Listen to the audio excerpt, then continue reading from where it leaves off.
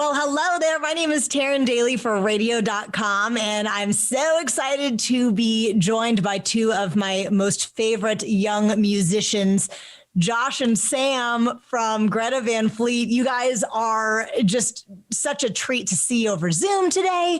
And it's just lovely to see your smiling faces. So thanks so much for making time to do a check-in with us today to talk all things Greta Van Fleet. How are you guys doing? Pretty good. We're just holding up here, aren't we, Sam? Trying to stay warm. Yeah, we're trying to stay warm. Cheers! Here, you know. Are you guys having champagne? It's actually isopropyl. Well, and actually, since the last time I saw you guys in concert, everybody in the band is now 21. That's right. Which is kind of a big deal because I'm sure none of you had anything to do with alcohol before you were 21. But now that you're all 21, cheers to that. Celebrations. And you guys, this is a big year for Greta Van Fleet because we were hoping for new music from you guys. And then all of a sudden you slapped us with My Way Soon. And one of the coolest things that I learned was in watching the music video, you guys actually edited, directed, and shot that all yourselves. Did that have to do with pandemic life, or did you guys decide to do that on a whim anyway? That was a natural inclination. Yeah, it's pretty simple. It's just for two main reasons, and they're kind of the same reason. And the first being we are extreme control freaks, and everything has to be the exact way that we want it to be. So it's just not right. If we didn't have our hands on it, we're able to actually spread, scenes and close them and time stuff.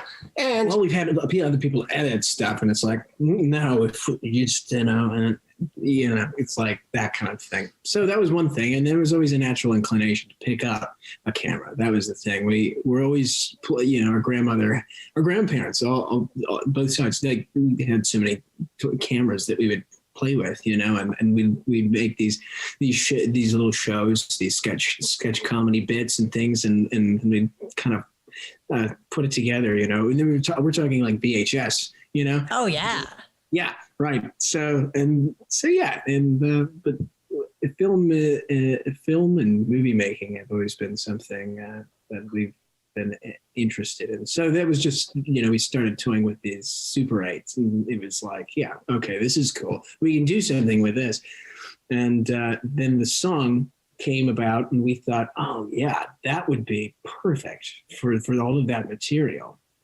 And it was perfect, and we loved it. I mean, that was something that everybody just sank their teeth into, and was so excited for something new from Greta Van Fleet. And then shortly after, we learned that you guys have a new album coming to us in the new year called The Battle at Garden's Gate, available April 16th. Can you give us any other maybe small tidbits? Maybe tell us how many tracks are going to be on this new album? No.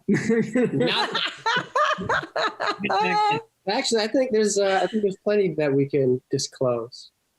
But where do we start? So let's start with the track list. Let me Yes. Will you guys be doing more self-shot videos for, additional, tracks that you'll be releasing off this album, do you think? Is that a direction you want to continue to go, or are you going to let other people do some creative work for you as well? Well, with the given situation, we're able to get our hands on the making of these things more directly. And that was just it. In the past, we've been so busy with touring and trying to fit in recording inside of that, and then trying to have, some space to, breathe. So it was just, we kind of had to trust other people, and we would send treatments, and we would kind of go, well, this is what we want to do. And then so now it's like there's more time and we to do some of the filmmaking aspects of these videos. So we do want to do more of that. And I think you'll see more of that. Yeah. I think a big part of it too is kind of reinventing the way that people think about the music video. Because a lot of the time people just put out a music video like somebody chained them up and made them do it. So I think it's an incredible thing, a visual representation of the world that the song lives in, and giving that a completely new life, not new life, but expanding its consciousness, giving it a whole little space in the universe. And we wanted to create a cinematic album, and it's like, well, what movie would this album score? Well, we would score The Battle at Garden's Gate. And it was like, okay, well, maybe we need to delve into some of the cinematic aspects of this album visually. And so that's kind of what we've started to do. Well, good for you guys, and congratulations on taking that step in your careers, because not everybody is willing to commit that to the craft. So congratulations on achieving that already, and we look forward to seeing more. I know that you guys have said, especially with this album and what has gone on in your lives in the last 3 years, that you guys have grown more in 3, 4, 5 years than most people do in an entire lifetime. And you guys went from playing, small venues in your backyard to, traveling all over the world. How is it to process that as, 21, 24-year-old men? How do you process that kind of growth? We'll get back to you on that. Not well. Not No. No. And obviously 2020, we've been doing a lot of sitting around, not doing much, and I'm not sure exactly the timeline of this new album, but when did you guys start working on this album, and when did like the shutdown come into play, and how did that kind of change the course of what you guys were working on? So the album is a bit of an amalgamation of things, older songs and completely fresh new songs. And as was the previous album, and I think that's because we're constantly writing, and sometimes you pull something off of the shelf, dust it off, and go, okay, yeah, this is good, let's reevaluate. And sometimes you're really just kind of writing in the studio, and something comes up, and it's that would be a great track for this album. And so that's kind of what this was. But we started recording summer of 2019, fitting in recording around touring, which is totally normal for us. And then all of a sudden we have most of the album done, and then of course we come into this pandemic phase, and so then it was a matter of actually just getting to record the last 2 tracks somehow within this scenario. Right. And so it was like we managed to do it. It was like, okay, we have to be safe about it. And I think it's sort of, So we just some recently time. did that. Yeah, we had time to reassess what world the album is, and how it lives, and all these different spots. Yeah. And we were able to take a step back from that for a while, and we went in and recorded 2 new songs that we felt captured the aesthetic of the album, and also goes places that the album doesn't go in some cases. And for sure. Got rid of some of the other songs that and we tried to make a really dynamic album. We wanted every song to be its own mythology and stand out on its own, and so that is, as far as overall feel is concerned, amongst the 2 songs that have been released, we kind of feel that Aged Machine is a little closer to the sonic aesthetic, but again, it's really, I think, fairly dynamic. Well, we're really excited to hear what comes next, because everything we've been treated to so far this year has been so incredible. One question that I have for you guys, especially being that you are, a bit of a family band of sorts. You guys obviously grew up playing music around your parents. I don't know if it was in the basement or in the garage, but obviously now the way that things are today, what cool thing have you been able to do for your parents as almost like a, hey, thank you for putting up with us, this entire time and listening to all of the music and driving us to gigs and all of that? What's been the coolest thing you were able to do for mom and dad? Gosh, I think treat them to the most wonderful life that they deserve. Well, we can, it's just that constant thing when you were growing up. They're adventurers. That's what they do. And at some point, it's like, okay, we have kids. We've got to, figure this out. And so now it's kind of, after all of this time, we're able to go all this adventure together and do all kinds of really strange, interesting, fun things, and that has been amazing. So now we have other places to play music in. Yeah. Yeah, it doesn't have to be the basement or the garage. So obviously we're kind of in this crazy quarantine holiday time. I'm just wondering, are you guys on the naughty list or the nice list this year? Probably a little bit of both because of our vices. It would be vain, for us to give you an answer. We all have vices, I think we just have to pick which ones we really commit to. Yes, that's true. I saw a t-shirt that I think you guys will like. It said, drink like it's 2020. And I think for a lot of us, we've just been drinking like it's 2020 for all of 2020. Which of you, now that everybody has turned 21, which of you had the craziest 21st birthday party? Well, I guess hindsight is 2020, right? Nice. I don't know. You guys did it, Nashville. Yeah. I don't remember any of it. That's definitely pretty good. I don't know. Was it? I don't know. I can't remember. I think for Daniel and I, we were on tour, so we got to celebrate those kind of around shows. I was in South America. We were in Rio de Janeiro, Brazil, right. which was a great place to. Yeah. Great place to sweat out your hangover or whatever. Yeah. Also with being, siblings in bands, siblings in bands are kind of notorious for sometimes having these like epic battles and things like that. But you guys seem to be pretty fond of each other. That being said, what's like the silliest, most ridiculous thing that set off some sort of a brotherly fight in the band? Oh my gosh, where do we start? There's a whole novel written about that alone. No, don't believe how we come across two. We're really terrible people, and we constantly suing each other. It's really fun. Yeah. Yeah, well, I remember this one time we were on tour. Round stage. Round I think where it all happens is wants us the creative side. I think that's where it really gets rough. Or when I remember one time I smashed a ukulele over Jake's head. Ooh. Yeah.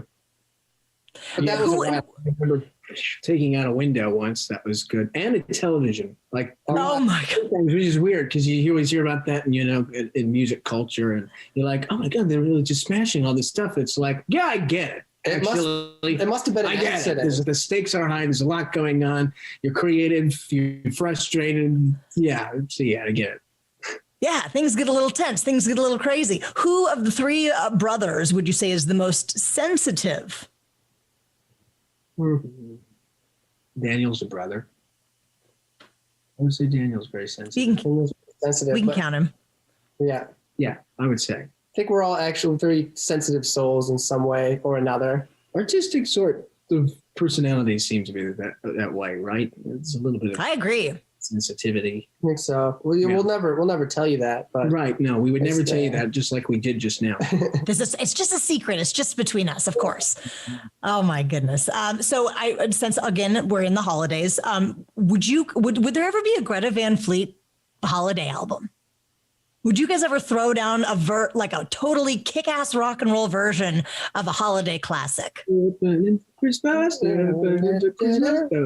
a great track. That's a great track. Maybe there's like a lot of really cool. James Brown did some good Christmas. Oh yes. Yeah, and that was amazing. There's some good Christmas like soul funk stuff.